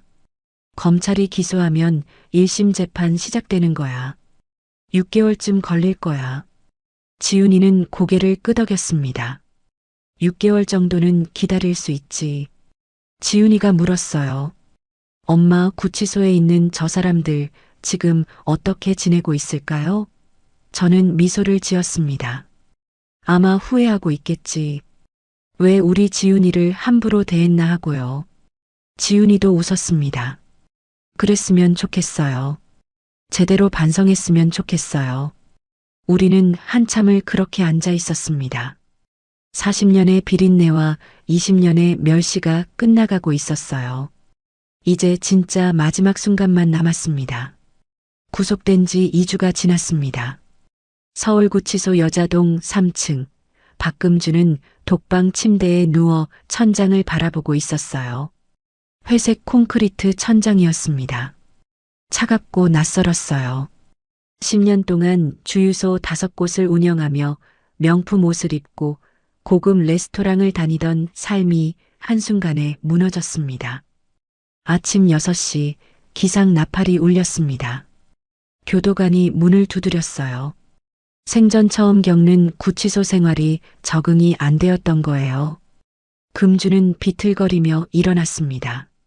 화장기 없는 얼굴은 초췌했습니다. 평소 입던 명품 옷 대신 회색 수의를 입고 있었어요.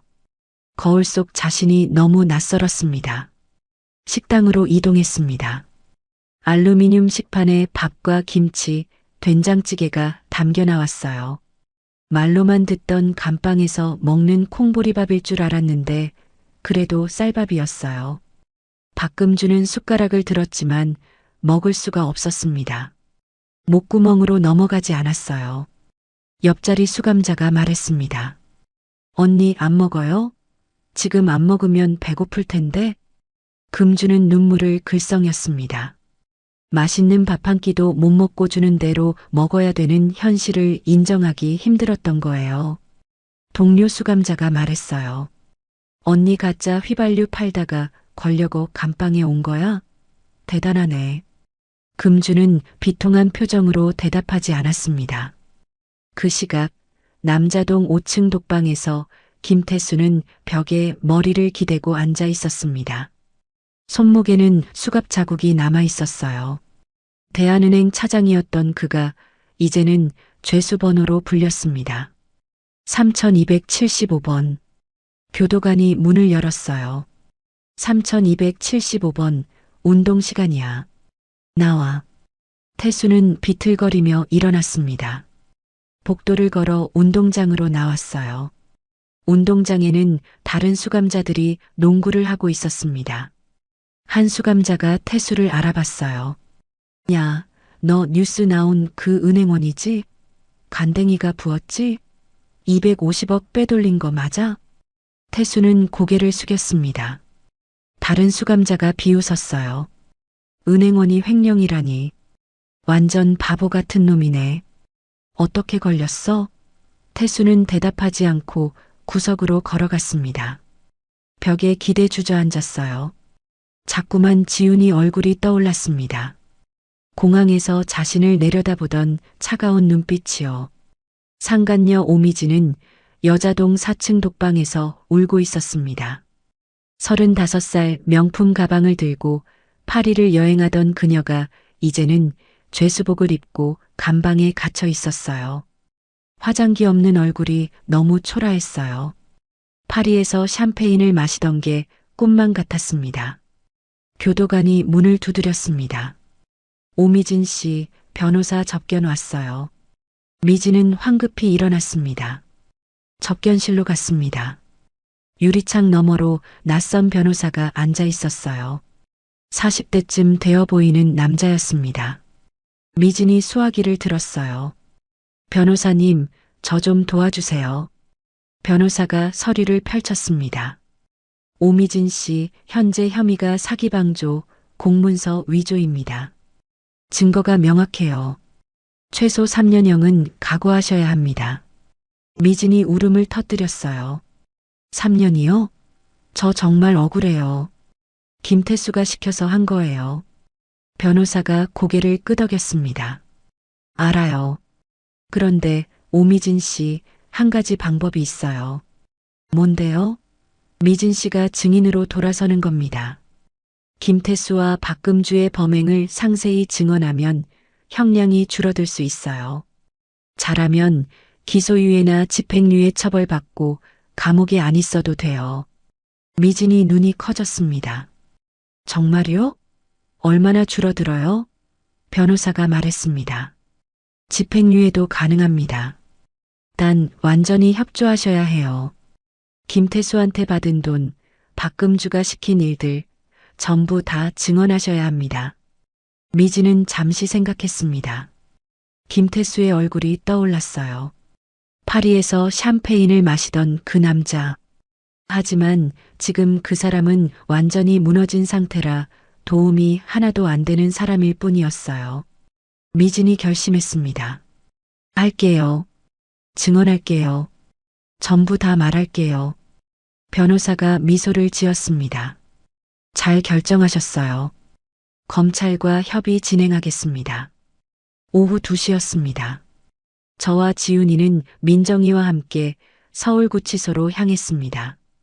차 안에서 지훈이가 물었습니다. 엄마, 시어머니 만나면 뭐라고 할 거예요? 저는 대답했습니다. 보고만 올 거야.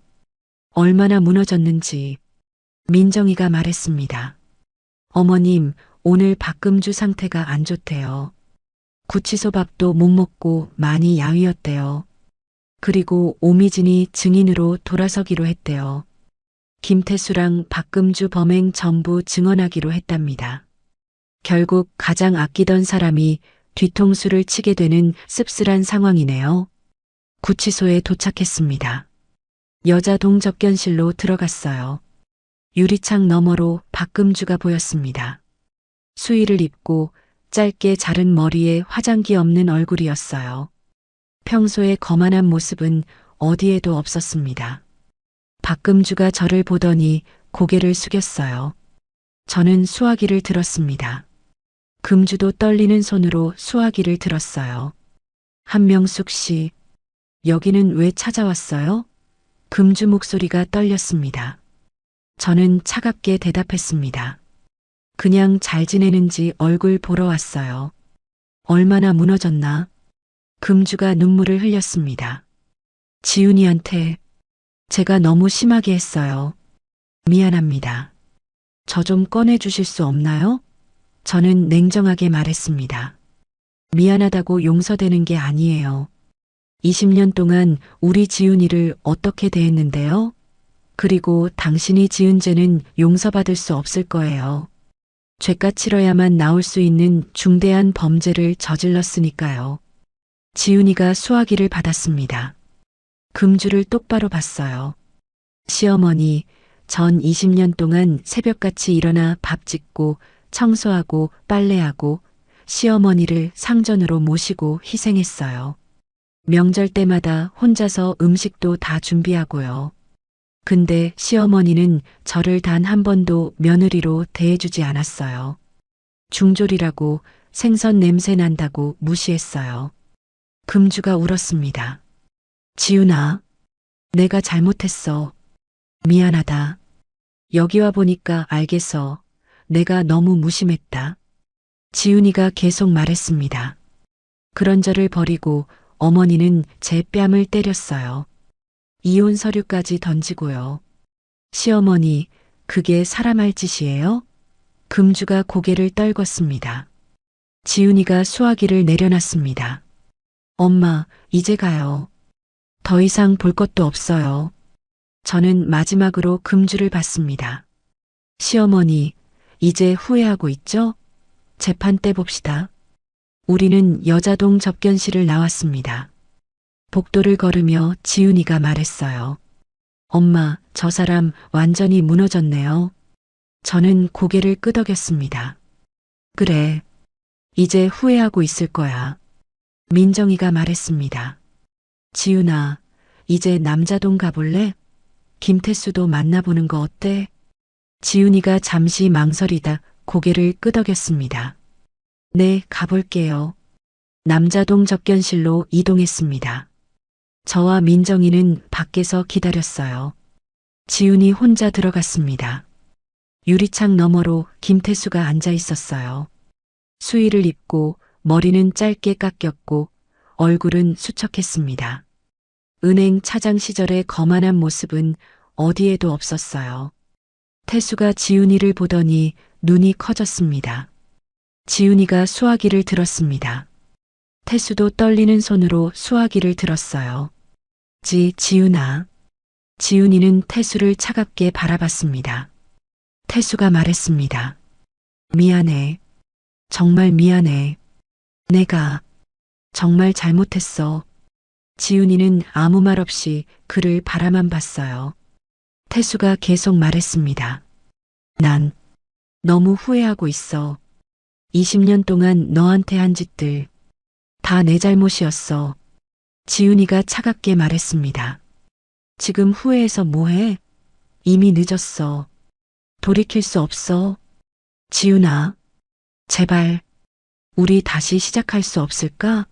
난 출소하고 나오면. 지훈이가 고개를 저었습니다.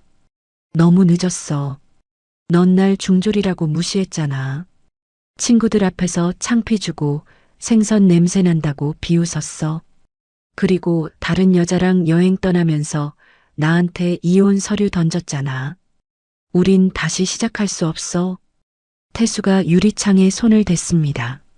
지훈아, 제발 용서해줘. 난 정말 후회하고 있어. 지훈이가 일어섰습니다. 용서는 나중에 생각해 볼게. 먼저 거기서 지은 죄 달게 받고 반성 먼저 해. 지훈이가 수화기를 내려놓고 돌아섰습니다. 태수가 유리창을 두드렸어요. 지훈아, 지훈아. 하지만 지훈이는 돌아보지 않았습니다. 접견실 문을 열고 나왔어요. 밖에서 기다리던 저와 민정이가 지훈이를 봤습니다. 지훈이 눈에 눈물이 고여 있었어요. 엄마. 지훈이가 제 품에 안겼습니다. 저는 지훈이를 꼭 안았어요. 잘했어, 지훈아. 정말 잘했어. 지훈이가 말했습니다. 엄마, 저 사람 완전히 무너졌어요. 울면서 용서해달라고 빌었어요. 근데 전 용서할 수 없었어요. 지난 지옥 같은 20년이 떠올라서요. 우리는 구치소를 나왔습니다. 차에 타자 민정이가 말했습니다. 지훈아, 잘했어. 너 정말 대단해. 그리고 오미진이 완전히 배신했어. 검찰 증인으로 돌아섰대. 재판 때 김태수랑 박금주 범행 전부 증언할 거래. 지훈이가 고개를 끄덕였습니다. 재판이 기대되네요. 저는 창밖을 바라봤습니다. 다음 달 3월에 1심 재판이 시작됩니다. 저 사람들이 법정에서 어떻게 무너지는지 이제 똑똑히 볼 차례였습니다. 집으로 돌아오는 길 지훈이가 말했어요. 엄마, 오늘 시어머니랑 남편 보니까 정말 끝났다는 게 실감나요. 저는 지훈이 손을 잡았습니다. 그래, 이제 진짜 끝나가고 있어. 재판만 남았어. 지훈이가 물었어요. 엄마, 재판에서 제가 증언해야 하죠? 저는 고개를 끄덕였어요. 그래. 20년 동안 당한 일들 전부 말해야 해. 지훈이가 단호하게 말했습니다. 할게요. 제대로 말할게요. 그날 밤 저는 지훈이와 함께 소파에 앉아 있었습니다. 지훈이가 말했어요. 엄마, 오늘 김태수 보니까 좀 불쌍하더라. 저는 지훈이를 봤습니다. 불쌍해? 지훈이가 고개를 끄덕였어요. 네. 완전히 무너진 모습이었어요. 울면서 빌고. 근데 동시에 화도 나요. 20년 동안 왜 그렇게 모질게 굴었을까? 저는 지훈이 손을 잡았습니다. 우리는 한참을 그렇게 앉아 있었습니다. 드디어 재판 날이 왔습니다. 구속된 지 5개월이 지났어요. 저와 지훈이는 아침 일찍 펜트하우스를 나섰습니다. 지훈이는 검은색 정장을 입었어요. 20년 동안 시댁에서 고개 숙이고 살던 모습이 아니었습니다. 당당한 증인의 모습이었죠. 법원에 도착하자 기자들이 카메라를 들고 대기하고 있었어요. 플래시가 터졌습니다. 민정이가 우리를 에워싸며 말했습니다. 죄송합니다. 재판 후에 말씀드리겠습니다. 우리는 법원 안으로 들어갔어요. 복도를 걸어 301호 법정 앞에 도착했습니다. 민정이가 말했습니다. 지훈이는 증인 대기실로 가야 해요. 어머님은 방청석으로 들어가세요. 저는 지훈이를 봤습니다.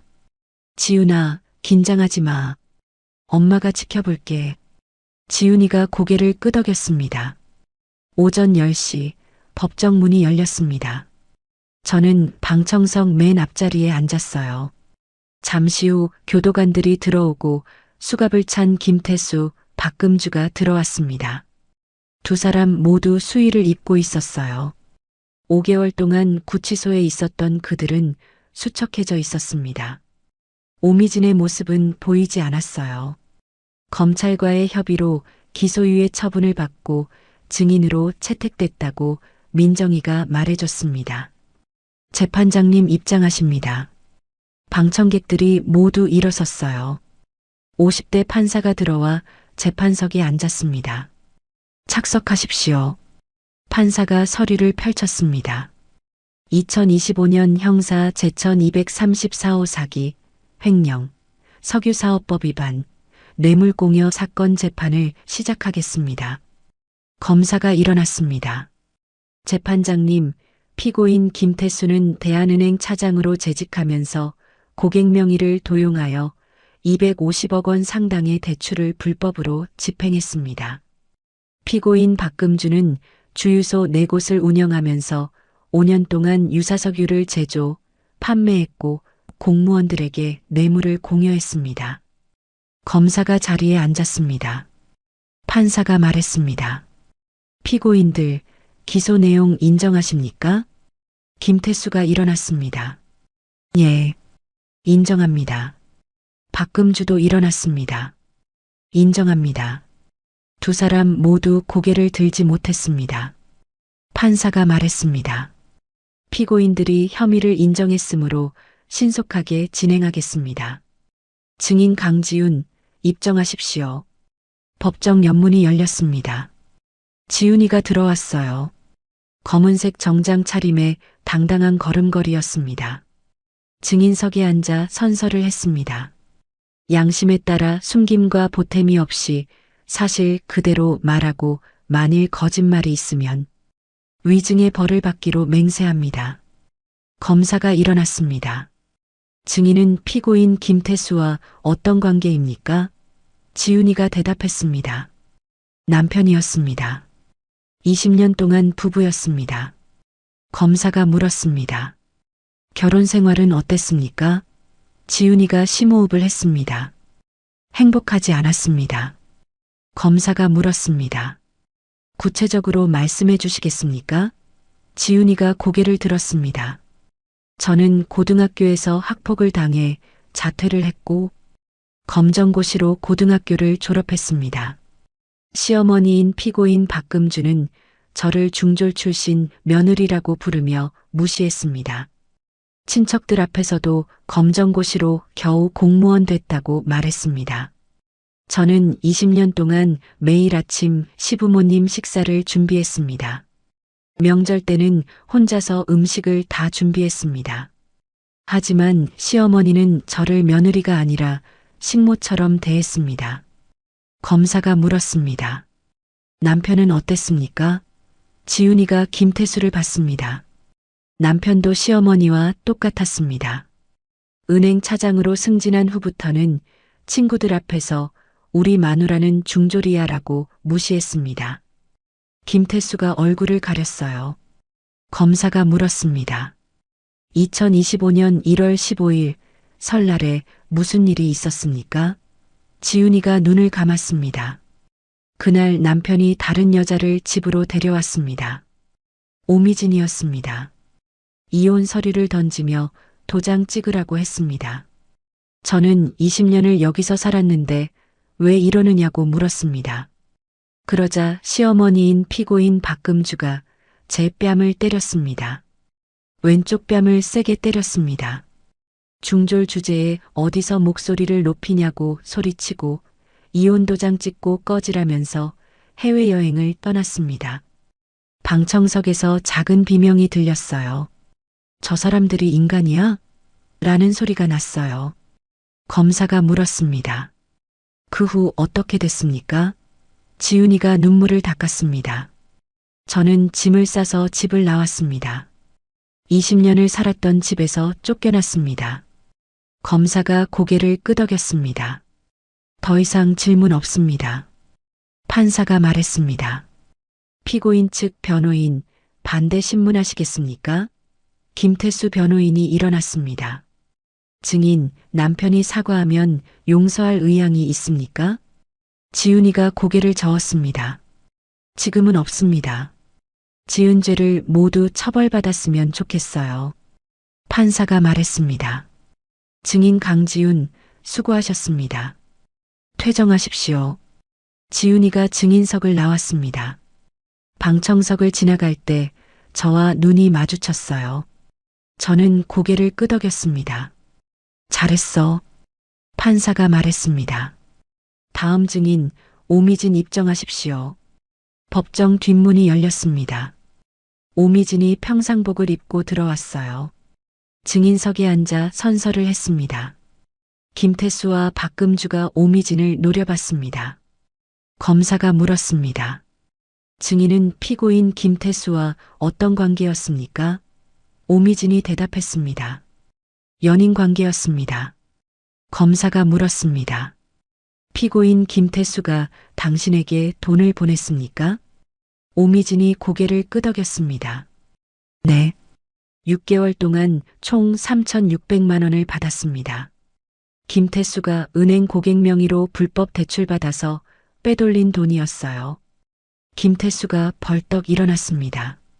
이 배신자, 판사가 소리쳤습니다. 피고인 정숙, 앉으십시오. 검사가 물었습니다. 피고인 박금주에 대해서도 알고 있는 게 있습니까? 오미진이 대답했습니다. 네. 박금주가 주유소에서 가짜 휘발유를 팔고 있다는 걸 알고 있었습니다. 우연히 부정한 방법으로 큰 돈을 벌고 있었다는 것을 알게 되었어요. 판사가 말했습니다. 2025년 형사 제1234호 사건 선고를 시작하겠습니다. 피고인들은 일어서십시오. 두 사람이 일어났습니다. 판사가 선고문을 읽기 시작했어요. 피고인 김태수는 은행원의 지위를 이용하여 250억 원을 횡령했습니다. 피고인 김태수와 박금주는 피해자를 20년 동안 학력을 이유로 차별하고 학대했습니다. 이는 인간의 존엄성을 침해한 행위입니다. 피고인 박금주는 5년 동안 소비자들을 기만하며 유사석유를 판매했고 공무원에게 뇌물을 공여했습니다. 판사가 선고했습니다. 피고인 김태수를 징역 8년에 처한다. 김태수가 주저앉았습니다. 피고인 박금주를 징역 5년에 처한다. 박금주가 울음을 터뜨렸어요. 이상 선고를 마치겠습니다. 교도관들이 피고인들을 일으켰습니다. 두 사람은 비틀거리며 법정을 나갔어요. 김태수가 방청석을 돌아봤습니다. 지훈이와 눈이 마주쳤어요. 김태수가 입을 열었지만 아무 말도 나오지 않았습니다. 교도관이 그를 끌고 나갔어요. 오미진은 집행유예를 받고 풀려났습니다. 법정을 나서자 기자들이 몰려들었습니다.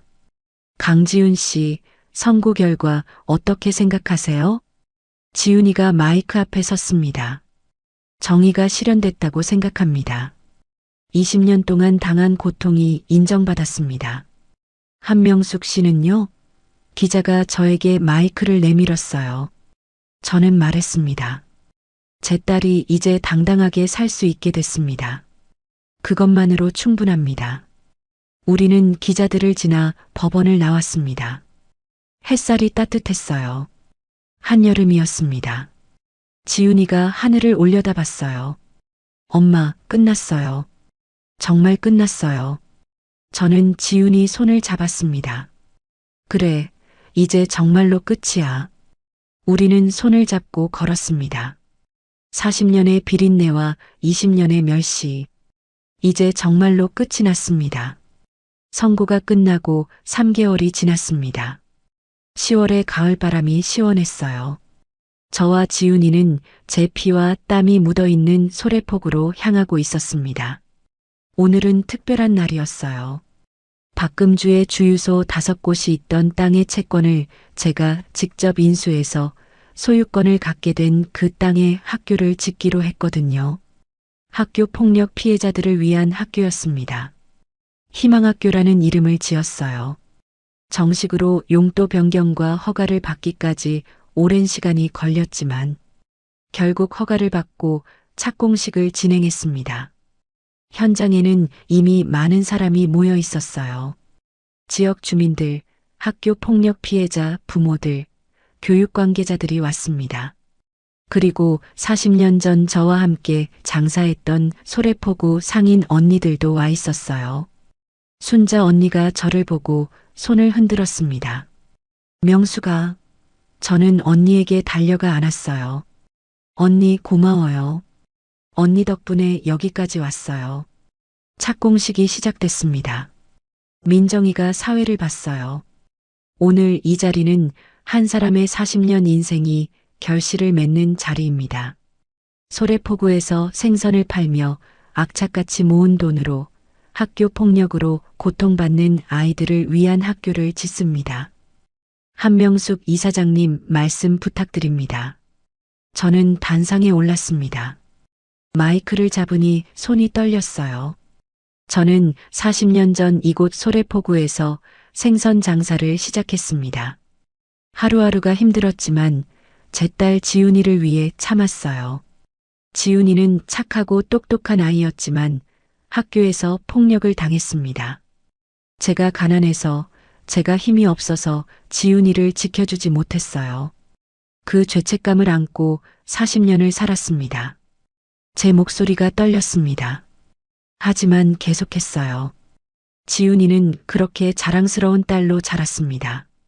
학창시절 고통받고 자퇴를 했지만 검정고시를 보고 공무원 시험까지 합격했고 결혼해서 20년 동안 시댁에서 중졸이라고 무시받고 고통받았지만 끝까지 견뎠어요. 그리고 당당하게 맞서 싸웠습니다. 저는 지훈이한테서 용기를 배웠어요. 이제 저는 이 땅에 학교를 짓습니다. 학교 폭력으로 고통받는 아이들이 안전하게 공부할 수 있는 곳이요. 아이들의 학력이나 집안 배경은 중요하지 않습니다. 오직 아이들이 행복하게 공부할 수 있으면 됩니다. 박수가 터져 나왔습니다. 저는 단상에서 내려와 삽을 들었어요. 땅을 파는 상징적인 의식이었습니다. 지훈이도 옆에서 함께 삽을 들었어요. 우리는 함께 흙을 떴습니다. 40년 전 이 땅에서 시작한 제 인생이 이렇게 새로운 시작으로 이어지는 것 같았어요. 사진 기자들이 플래시를 터뜨렸습니다. 겨울이 왔습니다. 희망학교 건물이 빠르게 올라가고 있었어요. 3층짜리 예쁜 건물이었습니다. 저는 거의 매일 공사 현장에 갔습니다. 시간이 흘러 정식으로 교육청의 인가를 받고 학교가 개교했어요. 입학식 현장에는 많은 학생들이 입학을 했고 학부모님들도 참석했습니다. 이사장님 감사합니다. 우리 아이가 다른 학교에서 왕따 당해서 1년 동안 집에만 있었어요. 이제 다시 걱정하지 않고 아이를 학교에 보낼 수 있어서 정말 다행입니다. 교장 선생님이 인사말을 했어요. 이 학교는 여러분이 안전하게 공부할 수 있는 곳입니다. 여기서는 아무도 여러분을 무시하지 않습니다. 학력도 집안도 중요하지 않습니다. 여러분은 모두 소중한 사람입니다. 아이들이 박수를 쳤습니다. 저는 단상에 올라 마지막 인사를 했어요. 학생 여러분, 저는 여러분 나이 때 학교 폭력을 당한 딸을 지켜주지 못했습니다. 그 속죄의 의미로 이 학교를 지었습니다. 여러분이 이곳에서 행복하게 공부하고 꿈을 키우기를 바랍니다. 저는 여러분을 항상 응원하겠습니다. 학생들이 일어나 박수를 쳤어요. 입학식이 끝나고 저는 학교 옥상으로 올라갔습니다. 지훈이가 옆에 섰어요. 우리는 함께 소래포구 쪽을 바라봤습니다. 저 멀리 바다가 보였어요. 엄마, 저기서 시작했죠? 지훈이가 물었습니다. 저는 고개를 끄덕였어요. 그래. 40년 전 시장 바닥에서 시작해서 어느덧 여기까지 왔구나. 해가 지고 있었습니다. 노을이 하늘을 붉게 물들였어요. 저는 40년 전을 떠올렸습니다. 소래포구 시장에서 생선을 팔던 그 시절을요. 그리고 지금 저는 여기 서 있습니다. 엄마, 이제 행복하죠? 지훈이가 물었습니다. 저는 미소를 지었어요. 응, 이제 행복해. 정말 행복해. 우리는 노을을 바라보며 서 있었습니다. 붉은 노을이 세상을 따뜻하게 감쌌어요. 저는 지훈이 손을 꼭 잡았습니다. 여러분, 오늘 이야기 어떻게 들으셨나요? 40년 동안 소래포구의 매서운 바닷바람과 생선 비린내를 견디며 오직 자식을 위해 자신을 희생한 어머니의 거친 손마디가 떠올라 저도 내내 가슴이 뭉클했습니다. 학력으로 사람을 무시하고 20년 동안 며느리를 학대했던 이들은 결국 법의 심판을 받았습니다. 오늘의 이야기가 여러분의 마음에 작은 위로가 되었다면 구독과 좋아요를 눌러주세요. 그리고 지금 어디에서 듣고 계신지 댓글로 알려주시면 그곳으로 행운의 기운을 가득 담아 보내드리겠습니다. 늘 건강하시기를 기원드리며 오늘도 따뜻하고 행복한 하루 보내시기 바랍니다. 감사합니다.